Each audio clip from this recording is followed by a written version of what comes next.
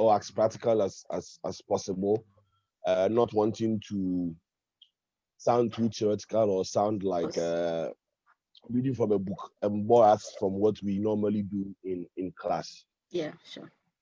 So to try and attempt to understand or explain what leadership is, I'll basically say that leadership talks about leading people or influencing or guiding individuals or teams in an organization, anywhere, to achieve a certain goal, which hitherto the team did not know about. So I'll put it in that simple term. You have a certain goal and you want that goal to be achieved. So you influence and you guide other people to believe in that goal or to support that goal for its achievement. So basically that's how simple I would explain leadership to me. Okay. Yeah. I like the fact that you mentioned influencing, and then you also mentioned goals and mentioned the achievement of it. So it means that leadership doesn't happen in vacuum. No, it does not. You can't lead people when there is nothing to attain. You can't lead people when there is no vision to achieve. Then the best you are doing is probably you are just taking a stroll with them, or you're just forming probably a certain association to maybe just to exist. But once you are, or maybe you are not the one leading. But once you are leading, what it means is that because the whole idea of the verb lead is to advance, to take a course. So you only advance going forward with an intention of getting to a certain location or a certain set point. So you can't be a leader in vacuum. Okay, great. And again, you can't be a leader without followers. Okay, great. You can't be a leader without followers. Okay, and without goals. That's interesting. Right. Now, let's look at self-leadership, because like the definition you gave, it means that others are involved and goals are involved, and pursuing goals is also involved. So then when we talk about leading ourselves or self-leadership, what exactly are we talking about? Okay, so like we explained, or like I explained in my definition, when we talk about leadership, it means a person influencing or guiding people to achieve a vision. Okay. And so if we talk about self-leadership, bringing it from this definition, we are basically talking about whoever it is that is causing the leading intentionally influencing his or her own thinking. This is what it means. You're supposed to be the person who believes in a vision that you want people to achieve before you can even get them to achieve the vision. You are supposed to have a certain feeling or attitude towards the vision or the objective you want people to achieve before you can encourage them to achieve that vision or that objective. And so self-leadership in this extent, again, without trying to sound theoretical, is you, the person, influencing yourself to believe, to have a good feeling, to have a right thought of the objective you want the people you are going to lead to believe or to be able to reach that objective. So if you yourself, you do not understand, or if you yourself, you do not believe the thing you want to achieve, if you yourself, you do not have your self-drive, if you cannot think positively about the thing you want to achieve, if you cannot put yourself to work towards what you want to achieve, then you yourself have not led yourself. You need to lead yourself by thinking positively about what you want to do. You need to lead yourself by feeling right about what you want to do. You need to lead yourself by working towards the achievement of the objective. Before now, you can look at getting people on board. That is what we mean by self-leadership. Okay, so if I get you correctly, then what it means is that in leading yourself, you don't necessarily have to have a team, or you still have a team that you're leading, yet you believe in the vision, you believe in the goal, you are positive about it, you have positive energy towards it, and you yourself put yourself in the position to ensure that the goals are achieved, or that you are an individual, nobody reports to you, or you don't influence anybody directly, but then you make sure that you give yourself the responsibility of influencing your own self. Okay, so self-leadership basically is like you are the leader and you are the team, or you are the follower at the same time. Okay. So it's like when you want to start your own business that you don't have anybody. You force yourself to wake up early in the morning, even when you really want to sleep, when the weather is good and you want to sleep, you force yourself. Your car is probably not working, but you still decide that I want to go with Uber, or I want to go with public transport. You drag yourself to the roadside. You struggle with people to sit in the bus. Go to where you want to start your business. Even when customers are not coming, you are picking your phone, you are calling to convince people to believe in your business. That is self-leadership. When you learn how to do that for yourself, tomorrow, when now you have people following you, when they tell you that, oh, it's raining in my area, so I can't come, you have gone through that before. So you know how to explain to them, or to convince them, or to let them know that rain is not an excuse to not to come and serve the vision. If you go to work and there's a target to be met and the people sitting there are complaining, or when we go to the customers, oh, we are calling them, or when we tell people about this business, they don't believe. You have been there before. You have led yourself in that instance before.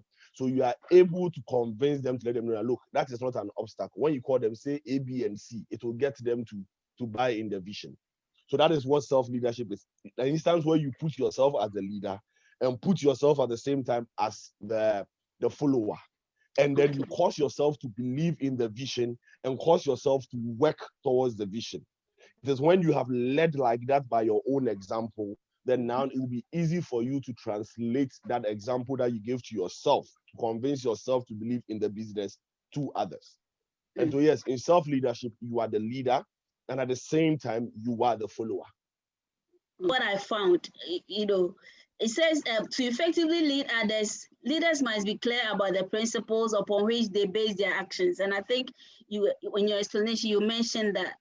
And great leaders know that leadership at its core is an affair of the heart and not the head. They are connected to an energy or spirit deep within themselves. That is the source of their leadership.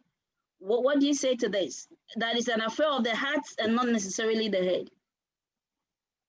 So if you remember when we started, I mentioned that being able to be a self-leader starts from feeling. Exactly. And how you think. Exactly. It's not what you know. What you know does not get you to be able to lead. Because when you know, you always feel like it is my thought that is taking me there. And people should see my vision automatically when I tell them. But that is not what self-leadership is about. It's supposed for you yourself to have a certain feeling, good thoughts, to have a certain drive towards the vision.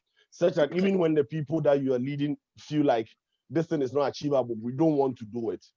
Inside of you, you'll be motivated by yourself to want to do it for them to see that this is possible. And so when you don't have that feeling, that heart, that inside drive of yourself to want to achieve this target, when outsiders or the people following you start making noise, or they start complaining about the target, you would be there and you are confused, because inside of you, you don't believe in it yourself. And that's one challenge, one difficulty, difference between a leader and a manager. A manager can easily join the people he's managing to complain about a target, but a leader cannot do that. For you have to believe in that target, even if it is ridiculous, because the people following you see every action you do towards the vision and would replicate or reciprocate it. So when they see any shadow of doubt or any shadow of disbelief in the vision, they're like, this thing there, it's not possible, but actually, let's try and do it. There and there, you have given the wrong signal. Are you yourself, you need to, if you think it's not possible, you tell yourself, and this is not possible, but we will do it. And when you go to your people, you are telling them that we will do it. And that is what self-leadership is about. When nobody is looking, you yourself, that you have the vision, what do you say? How do you go about the vision? If there's a camera on you that you are not aware of and people are watching it, how would they say you believe in that vision you want them to achieve? Mm, mm, mm. This is very revealing. So it's not like some people say, do what I say, not what I do. That will not be somebody who Nope. is leading himself or herself, right? Nope. Nope.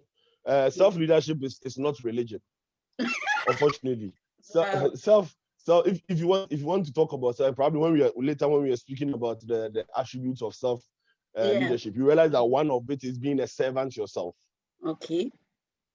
If you learn how to be a good self leader, then you realize that one of the good traits of self leadership leading into leadership is being Okay. a servant yourself. And Okay. I mean, maybe our modern way of religion makes it wrong. But if you even look at Muhammad, if you look at Christ, there was self-leadership amongst them. When Christ comes and his disciples are not able to heal people, he comes and he does it. And after he tells them why he was able to do it and why they can't do it. Mm.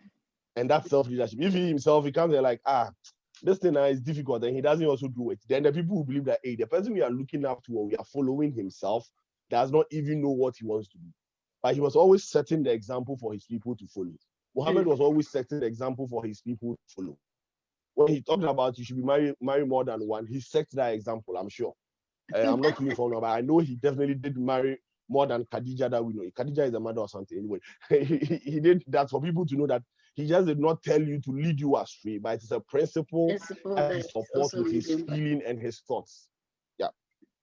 Right. So great leaders actually lead by example, like you always say. Right. So then this is very clear. Now looking at leading others, because we are discussing leading self and leading others. So then, I mean, you've given us a very clear understanding of what self-leadership is, what it means to lead one's self. What does it mean to lead others? Okay. So I mean, it would be let me say the opposite of this. Okay. If your leading self is how you believe or you believe in the vision, then leading others basically means how you get people to believe in the vision you have and how you get them to follow through and get the vision achieved. Basically, like I said at the beginning, I wouldn't go theoretical, so it's just very simple and practical for you.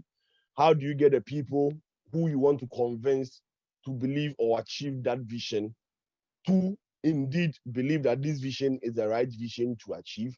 And when we want to achieve it, how the leader says we should achieve it is the best way to achieve it. That is basically what they mean by leading others.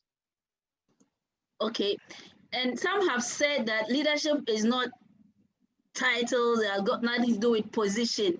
So when you talk about leading others, even if in the organization you are not given a title or a position, how then do I lead others? Okay. So I'll use myself as an example. And I believe so much in that philosophy that leadership is not, there's positional leadership. That's also an aspect of leadership where you get your leadership by virtue of the position you are in. And then you carry, so if you're a head of department, yes, you're a manager, but you can be a positional leader when you believe or you carry the vision of your department in line with the strategic vision of the whole organization and cause your team to achieve that vision. So even when the going gets tough, you're encouraging them. Yes, that makes you a positional leader. So that is there. It doesn't mean that the moment you're a head of department or a manager, you automatically leader. No, but then when you display certain or when you portray certain attributes, then it makes you a positional leader. But you can be in a team, not have a position, but be a leader in the team. And this is how it works. So the team in itself has a vision. When you join a department, there's a strategic objective for the department. Normally at the beginning of the year, the head of department will set a strategic objective. When he finishes, he will go into his office, and maybe you are there in the bay or the working bay or in the general office or the quadrant with your colleagues. Now, typical of employees, some would nag, some would complain, some will be talking about I've been in this position for years, some will be talking about management don't care about us, some will be talking about salary issues and all those things. How do you get your colleagues amongst you to see that, look, the nagging, the complaining, everything we are doing would not give the results we want? Let us channel all that energy into achieving the targets that have been set for us. And when we achieve it and they see that we are performing, automatically our performance will speak for us. That is basically what it means when you say that you don't need to be in a position to be able to be a leader. You yourself in your team, let your people realize that when a job is given, you understand the job. When the job is given, you go about the job. When you take the final output of the work and you give it to your line manager, there is few and little corrections in the work. Now they will see you to be an automatic leader amongst them. So they will come to you, anything, they will come to you that, oh, Kale, how can we do this? So when we go and give it to the boss, or when we take it to the top, there will not be a lot of corrections. They will have trust in us. Naturally, they start seeing you to be the de facto leader in the team. When anybody in the department comes and says, oh, if your line manager is not here, who do you think should be the automatic replacement? All of them, without thinking, will point at you. Why? Because you are that one person in the department, and when each of them has an issue, they run to for solution when it comes to work. And so when you start working on your team members one by one, when this person does a work, you try and assist the person. Oh, make this correction here. Oh, put this, the grammar here is wrong. Oh, this document, if you use Excel to do it, you do it better. Let me show you how to use Excel to probably do pivot tables, to be able to do maybe mail merge, or to say what document to do mail merge, or be able to do in Excel do a VLOOKUP. Let them realize that you are prepared to add value to their work, so that all of you can achieve that vision, and that you are not competing with them over anything. What you know is what you know. If you're an expert in your field, nobody can take that thing from your head. Nobody can take what I have in my head from my head. However, if I listen to you, I can learn some from your head and add to what is in my head and get more than what is in your head if you decide not to listen to me. You understand? So in a team, you take control. Not to go and bossing around, no, but let your work speak for you. Let everybody see that you know your work and you are prepared to offer a helping hand to your colleagues when they need it. And you won't come rubbing it in their face tomorrow that, oh, you don't know anything, I'm the one who made. No, let it be a genuine affection for your people. And believe you me, before you realize, everybody in there sees you as a de facto head or a de facto leader in the team. So, Kojo, is that how informal leaders emerge within organizations and departments? That's how I emerged. So I'm assuming that's how informal leaders emerge. I was, before I got to the position I have gotten to in the companies I have worked with before, I was a team member with all my team members, my team colleagues who were there. We're all doing our work. But one thing I would not, yes, if you want to complain, feel free and complain. You can complain when there's no work. You can complain when there's nothing to be done. When it's lunchtime, you can sit in the kitchen, I'll help you complain. But once an activity has been given, where if you slag or if you do not go according to plan, it would affect the whole team. I won't come shouting at you and be disrespectful, because I've never worked in a team that I'm older than anybody. Every time I work, the only person that probably I'm older than are the national service people or the interns who join me. So I'm always the younger person in the team. But I would give you the respect, and I would find a nice way to get to work with you for you to see that the work can be done. If it means researching and sending you documents through your email and letting you know that you can do it like this. So I'm just available if you want us to help after work. Let's just meet and talk about it. I would find a nice way to get to you without irritating you, without annoying you. And naturally now, they themselves, one by one, they start liking you. Among themselves, they will not discuss it. But when you put them into a room like a Big Brother Africa kind of way and ask them, who do you want to be the leader? They would all point to you automatically. And it doesn't matter whether I'm the youngest or not, it always works. So I'm forced to believe, and I have some people have even joined the meeting right now who I've had an opportunity to explain this to over and over again. And today they are also in leadership positions in their various places of work. Why? Because they did it the same way and it worked. So I maybe my sample size will be too small, but I'm forced to believe that if I should extend it and do more research on it, it would come out, the hypothesis will be right.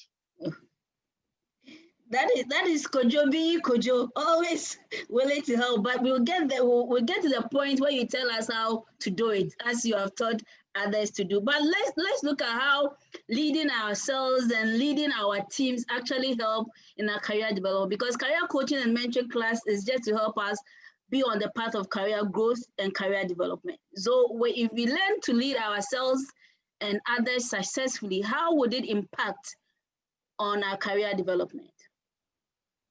Okay, so two key words you have used here, career and development, which means that it's a journey. What you currently have right now is your job. It's your job that you're doing, but you build a career over a period of time. When you realize that this is the thing you want your heart desires after, and this is what you want to make a living from, or make it your lifetime job you want to do because of the satisfaction it brings to you. Okay. And so what it means is that every single opportunity you get in any job you are doing is an opportunity to build yourself for that career, where whatever it is that you gain with regards to expertise, with regards to knowledge, with regards to skills, with regards to abilities, it's something that tomorrow, when that dream opportunity comes for you, you can easily use it in that dream opportunity without any worry, without any struggle. And so if you understand career development like that, then you would appreciate that being able to lead yourself in the first place is preparing yourself for your, let's say, for your own job in future. When nobody is watching and it is just you have to do this for yourself. When nobody is there now, you have been made the head of department. When nobody is there, you've now been made the managing director, where you've arrived at the peak of your career. This is where I have dreamt of going. How can you do it all by yourself when people want to disappoint you, when people want to show that it is not possible? If you have not learned that when you were crawling, when it gets to the point where you're supposed to run, you would struggle with endurance. And so as part of your career development, when you learn how to develop yourself, which when again we'll go through the pillars as I have called them there. I think there are about 5 or 6 of them that I have listed in my head that would speak about. But when you learn to go through them yourself, you realize that at every point in time, in your own way, in your church, at the mosque, in your traditional religion, in your social gathering, in your school associations, everywhere you find yourself, you are always challenged to want to be the best of yourself and encourage people to be the best. You never let people say, we can't do this. You are always in a position to want to tell people that this can be done and it must be done. And it shapes your career because you never give up on a target or a task that you set ahead of you. You always make sure that you want to achieve it.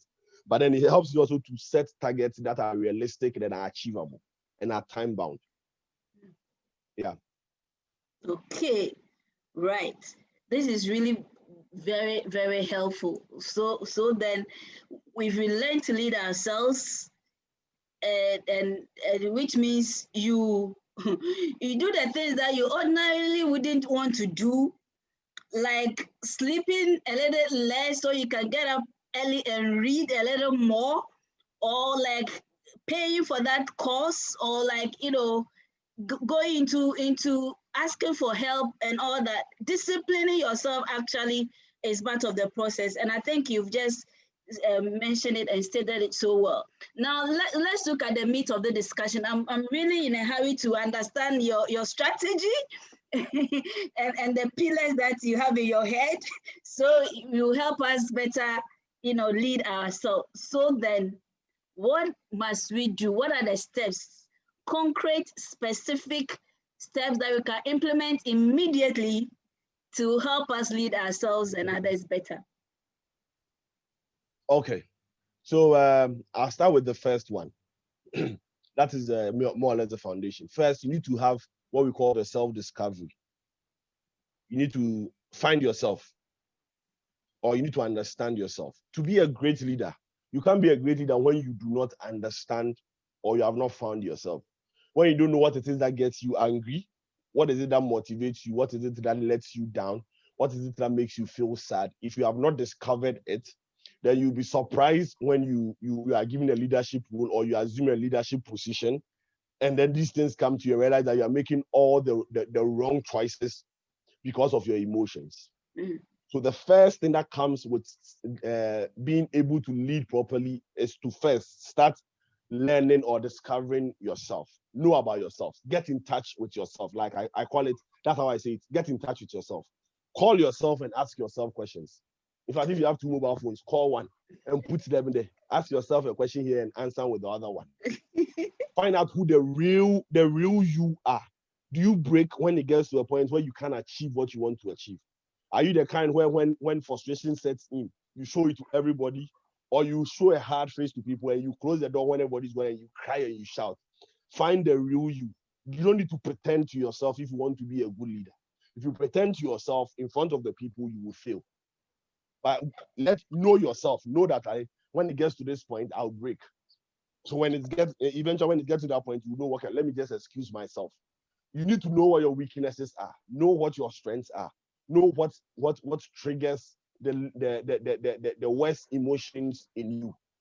And when you discover yourself, then you would be able, or you'll be in a position to be able to lead properly. When you are caught up in work, or when you are busy on doing work, there are a lot of things that you would not notice when you are doing it. But when you know yourself, even when somebody prompts you that, oh, Kojo, yesterday when you were doing this, you did A, B, and C, you know yourself. The moment the person tells you, you even argue and say, oh, me, no, I'm not like that. And that is when you have dark spots that you are not even aware of those dark spots. It makes it very difficult for anybody to want to correct you, because they know you will be in self-denial. But when you are conscious, or you are informed of your dark or your blind spots, when you are even prompted, you say, oh yeah, I know this, and I'm working towards it. Can you be my coach? Can you be somebody? Can you even be my buddy in this? And anytime I'm going wrong, you prompt me so I can, or at the end of the week, just call me and find out how many times did you flip, or did you get angry this week? So the person helps you to solve that problem. Why? Because you have discovered it yourself that it is one of your challenges. So the first I call self-discovery is the first pillar, or the first step to getting there. The second one is self-acceptance, accepting yourself. And that is the difference between this and the self-discovery, is that you accept the truth about yourself. You are honest with yourself and accept it without criticizing or wanting to sabotage yourself. If you accept it the way it's supposed to be, that is when you would work towards, or you believe that this is a problem, I need to work towards solving this problem. If you do not accept it, then you would not work towards solving it. So the second one has to talk about self-acceptance. Okay. Most often we focus too much on the negatives of ourselves and ignore the positives. So we are always looking at what are the negatives. I want to improve on the negatives. I want to improve on the negatives. Hey, there are positives also that you need to take hold on and sharpen it the more. Yeah. If you think that your career is not progressing because, or you are not getting where you want to get to because of the negatives, maybe it's not because of the negatives. Maybe it's because you are not portraying the positive, or you are not growing your positives fast enough, or you are not growing your positives in a stronger way, or you are draining so much effort in concentrating on the negative and leaving the positive. And what your capabilities are should also be able to drive you. You know, in our Khan Palace, we say this, that your so definitely your is your, for those who don't understand P, we are saying that your looks will send you or take you, or your beauty or your handsomeness will take you this far, but your attitude will might bring you back. And so what it means is that, yes, your beauty is your stronghold. It can take you somewhere. If you stop paying attention to your beauty and you only want to pay attention to your attitude will get better and your beauty would have gone down. So self-acceptance is weighing and understanding that this is how I am. These are my positives, these are my negatives. I'm going to bring up my negatives, but I'm not going to let down my positives also. I'm going to hold on to my positive and make it better. When you see it like that, then you are on the way to being a very good leader. The third one I call self-management. So all the things I'll say, I'll put self before them, because it's about yourself. Yeah. The third one is self-management. Self-management basically talks about being able to keep yourself in tune with what you are supposed to do. So more or less like being able to make yourself productive, being able to keep yourself focused on a vision, and being able to work independently without anybody supervising you. You can't be a leader who cannot work independently. Because when everybody is gone, that is where the work actually begins for you as a leader. When everybody, all the followers come in the morning, all these are political party leaders. Nanado, Mahama, the Goomman, Ikuadonko, Iva Green, all of them. When they are followers, the ones they have, the imaginary ones and the real ones, when they all leave and go home in that evening, even when their wives or their partners, their husbands sleep, that is where their leadership work starts. Independently at that evening, you're supposed to forge a vision that tomorrow when you go, you use to energize or to influence or motivate your people to be able to take action. And being able to manage yourself, being able to work independently when there's nobody around is a key feature of every leader. If you can't do it yourself, you can't get other people to do it. Now, the difference here is when you say being able to do it yourself, it does not mean that when you're a leader, you are able to do accounting, you're able to do marketing, you're able to do HR, you're able to do IT. No, that's not what it means. Even our Lord Jesus Christ himself, when he was choosing disciples, he chose some of them in fields that he himself knew that technically or competently did not have the work. But it's about being able to structure that this job, I would need an IT expert to do it. This job, I'll need an accounting expert to do it. This job, I'll need an HR expert to do it. This job, I'll need a PR expert to do it. And accepting yourself, which goes back to self-acceptance and self-discovery. That I do not have the skills to do this, but then if I get this person, I'll be able to work with the person because I can sell the vision to this person. And when I'm able to manage myself to lead with the person will be able to achieve this one. So self-discovery, self-acceptance, self-management that was the third one, right? Yes. Okay. The fourth one I call self-growth. Self-growth. Leadership is basically about your personal growth and then being a better leader so the people following you would be able to buy and believe in your vision. So personal growth is very, very, very important. And in personal growth, you need to criticize yourself. You need to break yourself down.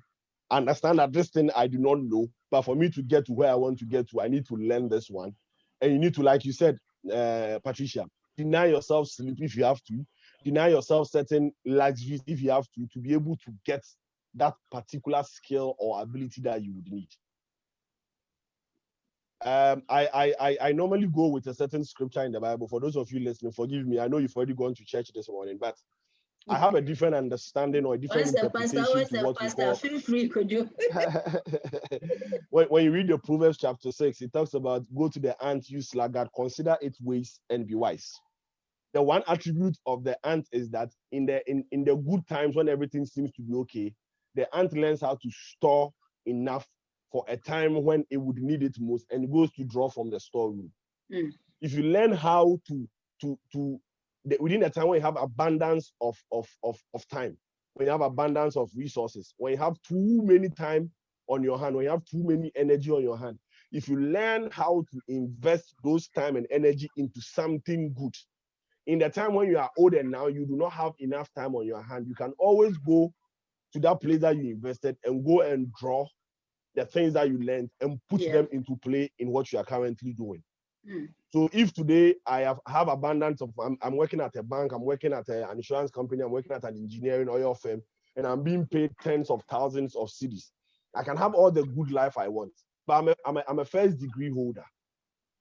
What will I do with that money to secure myself a certain level of expertise such that tomorrow or in the next 5 years, when my first degree is now the bad weather, I can draw on a second degree, I can draw on a professional course certification, which I got in the days when there was heavy rain, there was abundance of rain. So in that dry season, when they need maybe a master's degree or a professional degree, or people with a certain level of experience, I'll be the one to give it at that point. That is where the ant takes an advantage of what it has stored for a very long time. And so self-growth is very important because you are saving the things you are learning today for a future use. Today, there are a lot of things I learned when I started life as an engineer, when I went into my HR field, that I never thought, what use is this thing that I'm learning? But later when I started having my career growth and I was changing roles and I was getting other departments, now I understood that A, B, and C that I did or I learned those years is now important in my work I'm doing now. And so at my workplace now, I manage sustainability, which has to do with I mean, let's call it green, the green effect of, or living green, or protecting the environment. And these are things when I was going through my engineering and going through my HR period, I was learning. I decided to go and take a course in development management and all that, not knowing that in future I was going to be in a role where from nowhere that particular function will be added to my job, and I have to do it because nobody will train you to do it. You have to do it because you are a head of department, you're a manager or a leader. They will give you the basic training you need, but you need to believe in it yourself. It was at that point that the growth I had developed in the rainy season, I had to now go and draw from that notes and start using it.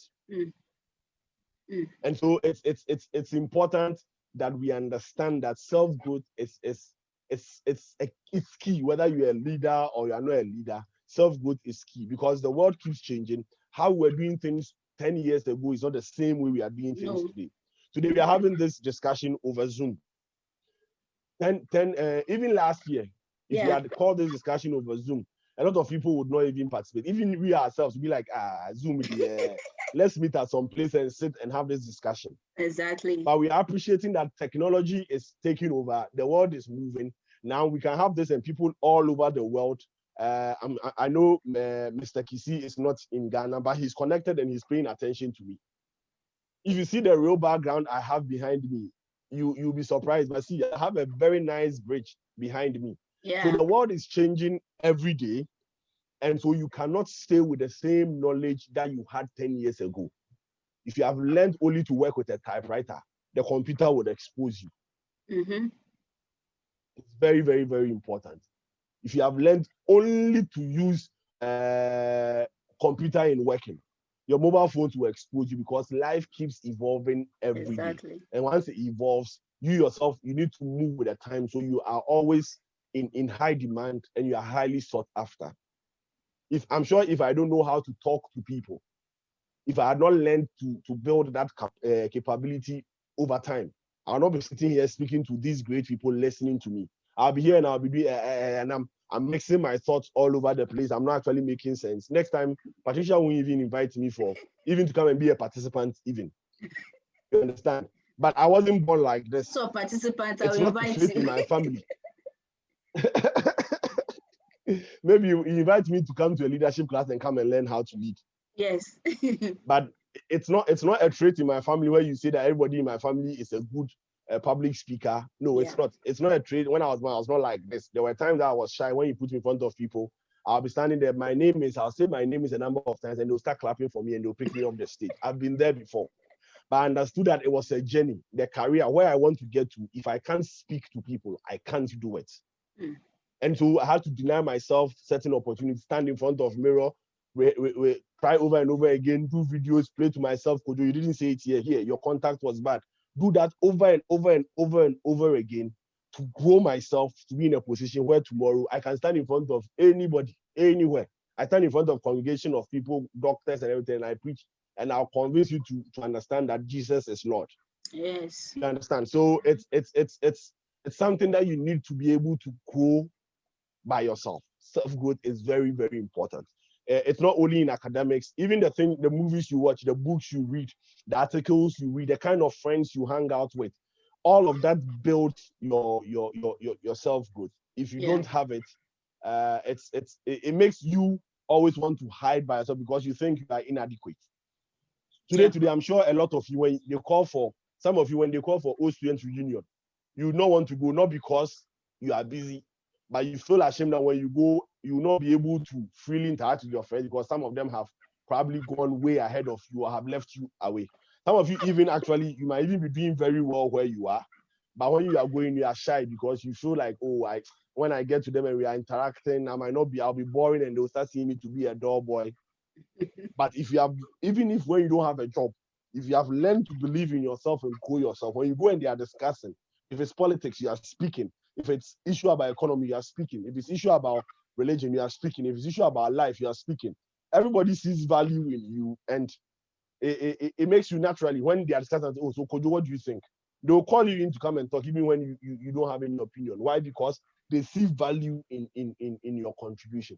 So self-growth is equally important. Leading people means you yourself would need to have a vision. So having a vision, this now add self. Having a vision is very important. Mm. And it's not only having a vision, but being able to share the vision. If you don't tell the people what it is that you want to achieve, and all day, every day you come and let's say, let's do this. They don't see where you are going. They can't even contribute to getting the vision. When you are building a house and you're the only person with the side plan, and when you come and tell the people that, okay, so you lay blocks here, do this. The next day when you are not in there, they won't be sitting there and waiting for you. Yeah. Because they don't know the plan of the building you want to build. Mm. But when you have shared the architectural drawing with them and make copies for them, when they come and you are not there, everybody knows that, oh, it's a single room he wants to do. There's a porch here. Then let's dig this distance or let's dig this measurement and let's do the layout. By the time you come, they realize that the people are doing the thing in accordance with the drawing. Why? Because they have seen the vision and they believe and they want to achieve it. But when you keep it to yourself and you don't share it with them, then it wouldn't help. So being a good leader means you should be able to share your vision with people, and not just anybody, but the people who are believing you. You should be able to share. The next one, how many points have I given so far? You have 5, Kojo. You've given 5 points. Self-discovery. Okay, I'll just add 2 more than. Okay. Acceptance. Yes, self-acceptance, self-management, so self-growth. Acceptance. Mm-hmm. Management. Self-growth. And then having vision. Yes, and having a vision and sharing the vision. Sharing the vision. Okay. The next one I'll talk about is being anyway. So let me add the last one. The last one is, if to be a good leader, you need to be somebody who can inspire and motivate people. If you are working with colleagues, if you're working with people who are following you, you need to be able to professionally be able to encourage them to put their potential in order. And I'm choosing this particular phrase correctly, to put their professional potential in order. Okay. Motivation here is not, I'm not talking about being able to give them money for them. I'm talking about being able to influence them to put their professional potentials in order. What I mean here is, if you can get them to go and do certain courses to improve upon themselves, do it. If you can get them to go the extra mile to stay longer to do certain work, do it. If you can get them to not only work 8 to 5, but when they go home, they are thinking about what the next move is. That is what you should do. Motivate them to love the work and to feel part of the project. Mm. Not just motivation. When you do this, I'll give you this amount of money. Yeah, that one is good. But when Corona came in last 2 years, when there was the banks were closing, I noticed that there were certain things that motivated people more than salary. People were prepared to lose half of their salary just because they wanted to have employment, just because they felt. Other people said, look, to lay our colleagues off, divide our salaries into 2 and use the half to pay them. There were companies I consulted for who were prepared to lose half of their salaries for their colleagues so they don't go home, because they valued the relationship they have with them. They valued the friendship they had, and they could not stand losing their colleagues for a period. So some of them actually, in the COVID time, said, look, don't lay them off. Just divide our salary into 2 and keep them. After 1 year, when we get back, restore our money and get them employed. And it worked for them. And it was at that point I realized that some people value certain things more than money. We might think it's money, but when you are pushed to the wall, you are between the rock and the hard surface, you realize that sometimes it is not just the money, but it is other intrinsic things that people value most. And so if you motivate people, you find a way to influence them to channel their professional potential in the right way, they appreciate you. Yeah. There are people who you start working with them and realize that, look, this guy, the kind of strength you have, the schedule that has been given to you to do is not helping you. And if we keep you on this schedule, you continually be a bad performer. Why don't I change your schedule for you and give you a schedule that would do very well for you? Some people will straight away say, oh, no, you want to worry me, blah blah blah. They'll complain, but you know what you are seeing. Tell them that, look, let me try this schedule for just 3 months. If you don't like it, come, I'll change it for you. I've done it for some colleagues I have worked with, and after 3 months they come and they're like, this was the best decision I've taken. They enjoy the job they are doing now, and they do it with so much passion. And when people were seeing them to be underperformers, but within 3-6 months that they changed the schedule, they are top performers and everybody's talking about them now. Why? Because as a leader, I saw the potential and I was able to lead them to understand that, look, if you move and you pay more attention on this, you work this actually out, you become a better person or a better version of yourself. And it's worked. Some you would have to advise them that, look, this department is not good for you. Go study this course. When a vacancy comes here, apply. And when you apply, you do A, B, and C towards there. Everybody will see that you are a better person in this role than where you were before. And it's worked perfectly well. So motivate people, motivate your followers, motivate your co-workers, motivate your employees, your colleagues to be the best of themselves or their professional potential to be in the best of order at every time. And you would be the leader that they would run to at any point in time. There are people who are, by virtue of advising and directing them, they position themselves and later they even rose higher in rank than I am or I did way back then. But today they still come to you. Charlie Kojo, I want to do this. What do you think? How do you think I should go about it? I am their junior now by position of rank, but they value that this is the person who can motivate, can steer my direction or steer my potential or my thinking in a certain direction and help me become the best of myself. So they still come to me to discuss. I go to other people also to discuss with them, what do you think I can do best and all those things. So it's important that we do. So yes, so that's I think I've given 6 of them. 6 yes. So far I think it's good. So okay. if you're an individual and you don't have to be a leader, if you're in a team and you go by these things, automatically you see advancement in your career. Okay, thank you so much, Kojo. This is very, very insightful and very, very revealing. So first of all, man, know thyself, woman, know thyself. Take time to know yourself, know what makes you tick, know what makes you angry, know what stresses you out, because people are different. And what may stress you out may not stress me out. So if you assume that this is stressful and so everybody goes in that line, then it will be a mistake. So let's understand ourselves. And like Kojo said, it's a journey, all right? But it's a journey that we can begin right here, right now. So we get to know ourselves better. And that journey, it doesn't end. As we speak today, I'm sure Kojo is still on that journey, getting to know himself more and more, and all of us are on that journey. It doesn't end. It's a continuous process. It's a continuous development. And the bit about even self-acceptance, everybody has weaknesses, everybody has strength.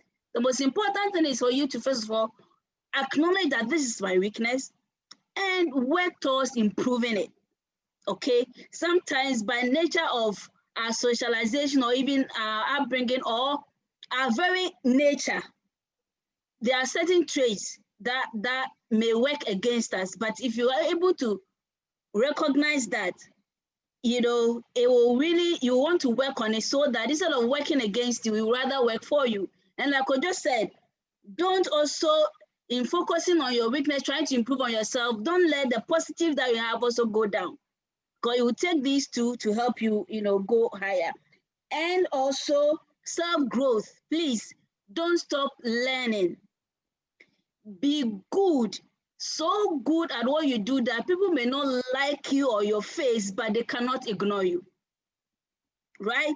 So that when it gets to who should be promoted, like I just said, they may not like your name, they may not even like where you come from, but they know that you are the best person for the role.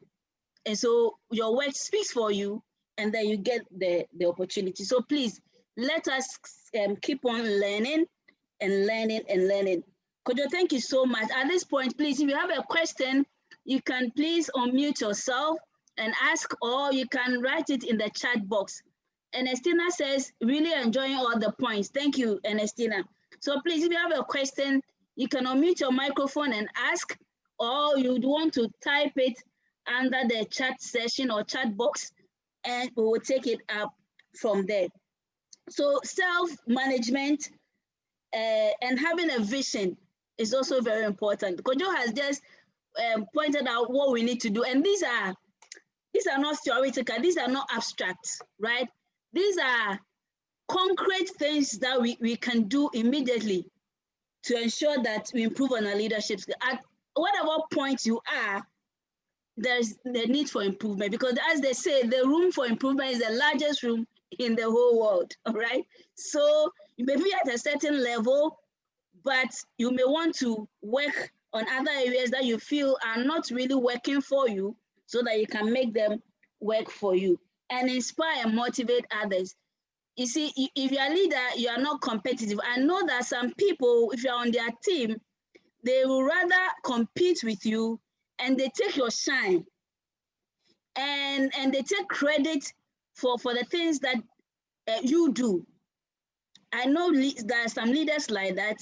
When it's good, it is them. They don't even mention you. They don't even acknowledge you.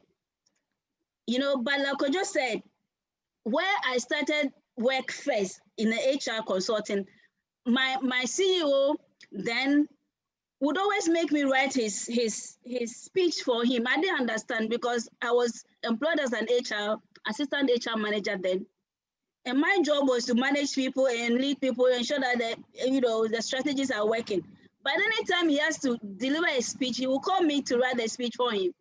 And I did that, and continuously I did that. And the joy that I got was, and anytime he's going to present, he'll take me along. And then after the presentation and everything is well, and they will tell me, oh, Patricia, well done. He used to call me Trish.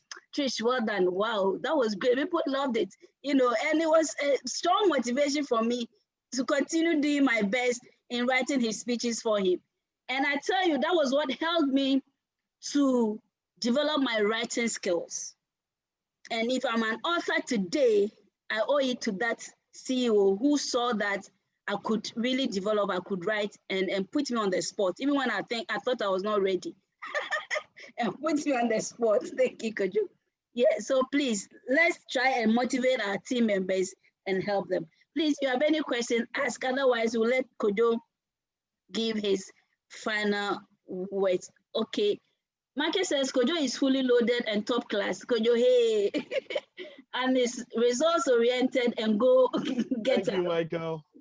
God bless you always, Kojo. God bless you. Ebenezer says, great stuff, Kojo. Thank you, Ebenezer.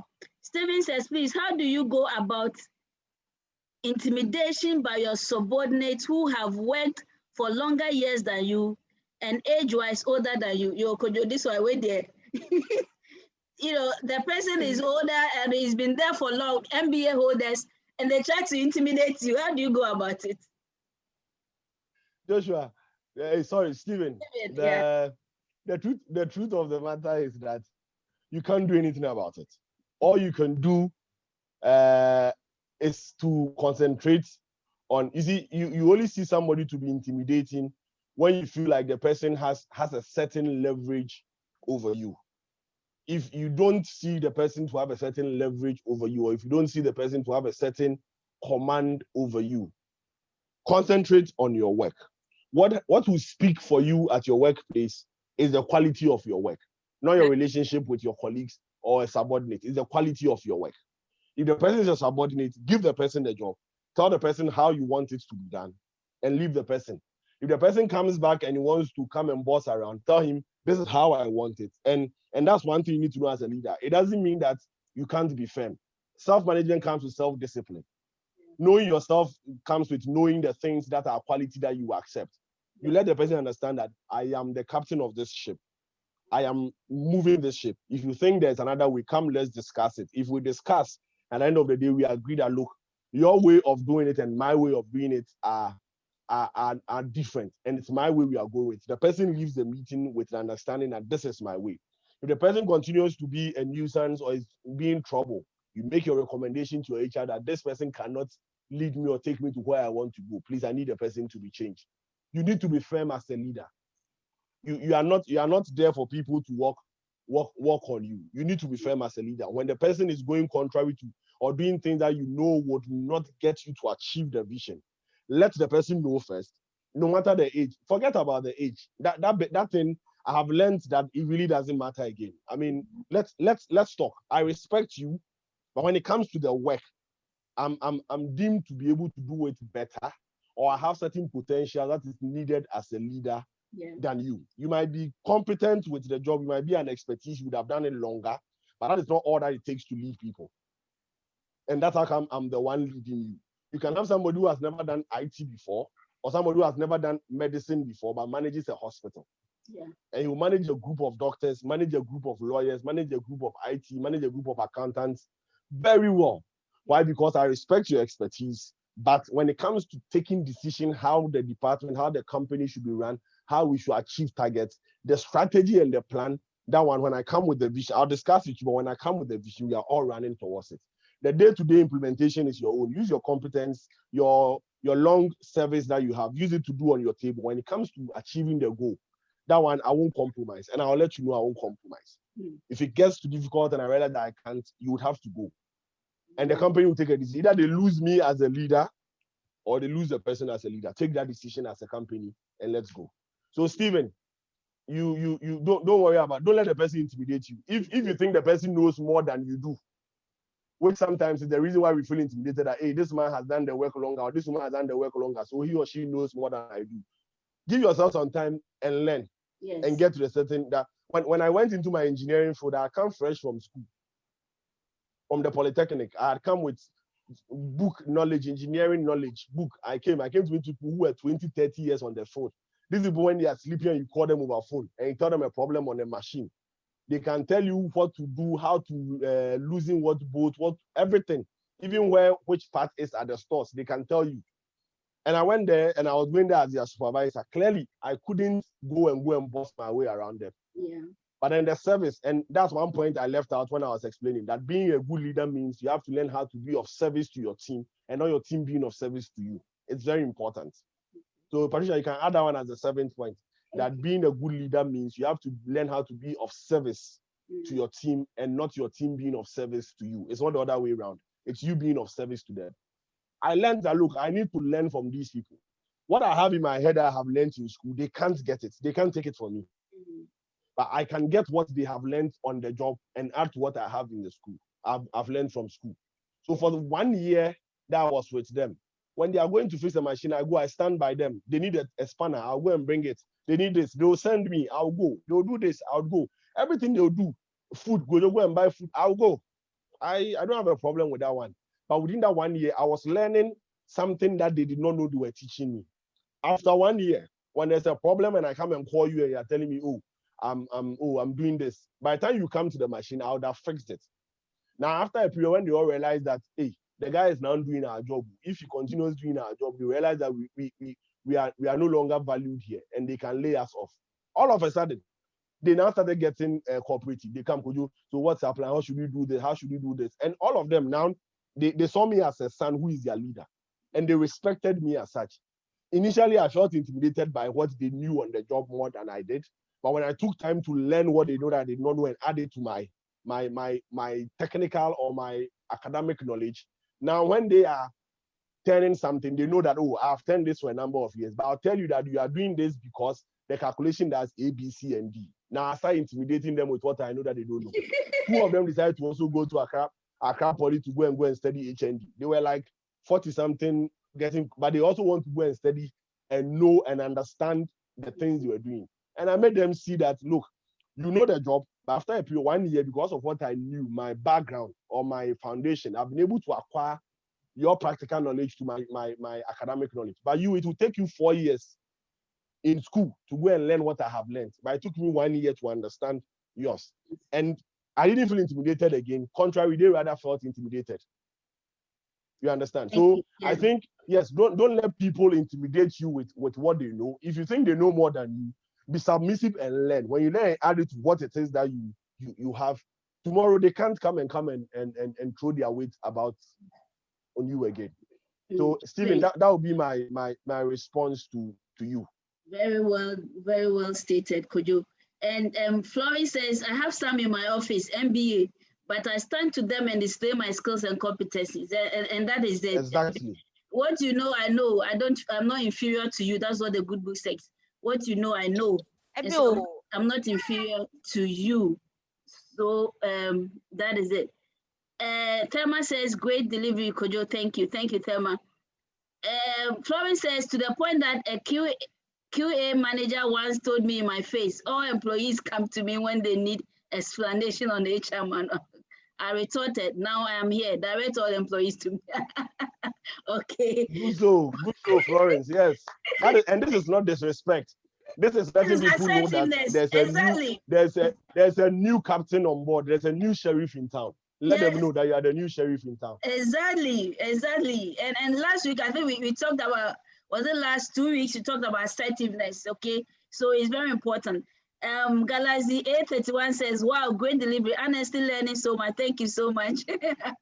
Ranjani says, awesome time about the topic. Thanks, Kojo and Patricia. Thank you to Ranjani. Thank you so much, everyone. Okay. So then, Kojo, your final words, then we can call it a day. I think there's a scripture here. Maybe you read it for us. Job 13. Okay. Job 13. Has put it there. Oh, maybe what I said that what you know, I know I'm not inferior to you. Exactly. That is what Job told. Yeah. When Job's friends were coming to him to come and tell him that he should denounce God, blah blah blah. He told them, what is it that you know that I don't know? What you know, me too, I know. So you don't come and think that you know better to come and advise me on who to worship. And that's basically what Michael is saying. Michael, you can go on. Yeah, I think that to add to what Kojo has said, I'm reading the contemporary English version. It says that I know and understand every bit of this. None of you are smarter than I am. There's nothing you know that I don't know. So it's exactly what Kojo said. Okay, thank you so much. And this was at the time when Job's friends had come to him and they were telling him that, look, see what God has done to you. He has made you poor, blah blah blah. Denounce him. And he told them that the school that you have gone, me to have gone. The masters you have, me to I have. The job you are doing, me to have done. The wife you have, me to I have some. The children you have. So what is it that you think you have that makes you think that you are superior to me? You are not. So let us do what it is. I know what it is that you know. So let's go on and do the work. And that's basically what the scripture is saying in Job 13. Thank you so much. Thank you, Kojo. All right. Obed says, thank you, Kojo and Patricia. Great session. Thank you, Obed. And Nana says, great delivery. Kudos. Thank you, Nana. Kojo, please, your final words, then we can call it. So my final words would settle on, I think Michael has influenced my final words. My final words would be that for you to be able to take control of your leadership role, you must be able to know what the vision entails. Okay. Don't just have a vision and not know how you think the vision should be achieved. You should have a plan how you want it to be achieved. And when you are selling the plan to them, be a marketer and sell it to people for them to believe in the plan. When people believe in the plan you are selling to them, and you are able to convince them to achieve that plan, then they would see that you are the leader that you are supposed to be. To Stephen and anybody else in this similar situation Stephen is in, like Florence said, when you always join a new organization, they think this is how we do things here. If you go and adapt to how they do things here, they don't see any new value in you.